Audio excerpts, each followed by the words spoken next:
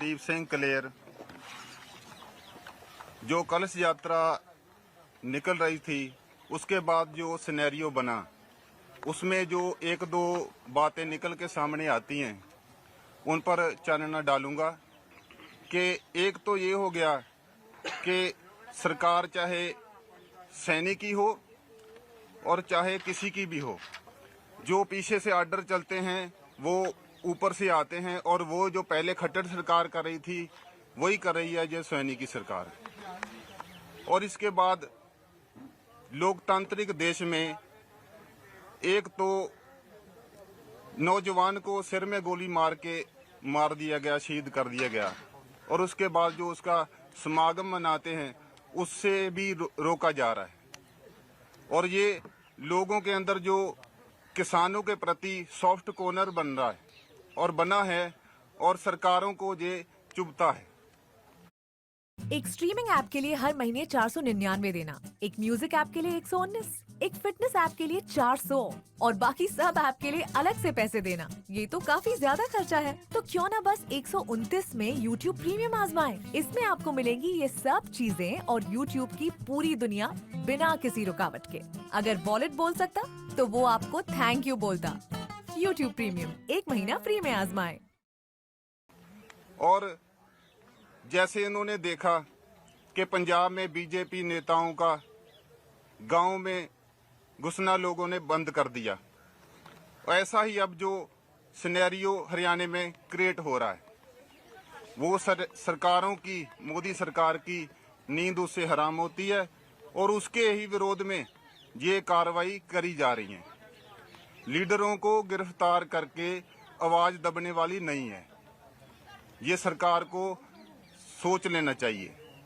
जैसे एक स्प्रिंग की ताकत होती है, उसको जितनी ताकत से नीचे दबाया जाए वो उतनी ही ताकत से फिर ऊपर आता है। ये मोर्चा और जो लोगों की मानसिकता है ये ठीक ऐसे ही काम करती है।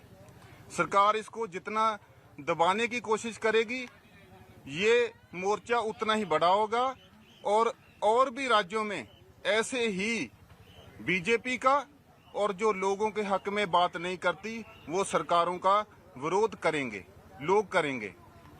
और अगर ये पर्चे वापस नहीं लिए गए तो 31 तारीख के बाद कोई ना कोई बड़ा प्रोग्राम मोर्चे की ओर से दिया जाएगा। और ये बात भी पंजाब सरकार से मैं कहना चाहता हूँ कि अगर हरियाणा सरकार अपनी फोर्सेस लगाकर इतना डिटेल में घटनाएं घट के जो लोगों के घर में लोगों को रोक रही है, तो पंजाब सरकार के पास क्या वो अदारे नहीं है? 0 पर्चा दर्ज करने के बाद उस पर कोई अपडेट अब तक क्यों नहीं हुआ? इससे ये बात क्लियर होती है कि जहां तो पंजाब सरकार की नीयत में ही खोट है और जहां वो दब चुकी है, और दबी हुई सोच के साथ पंजाब के लोगों का नेतृत्व भगवंत मान नहीं कर सकता।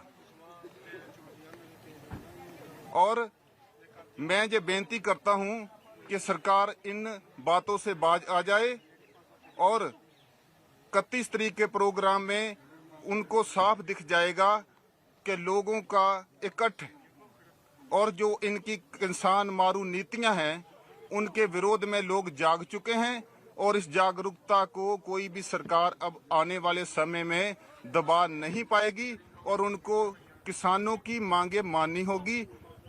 इतनी ही बातों के साथ वाहिगुरू जी का खालसा, वाहिगुरू जी की फतेह। देखो एक गल स्पष्ट है।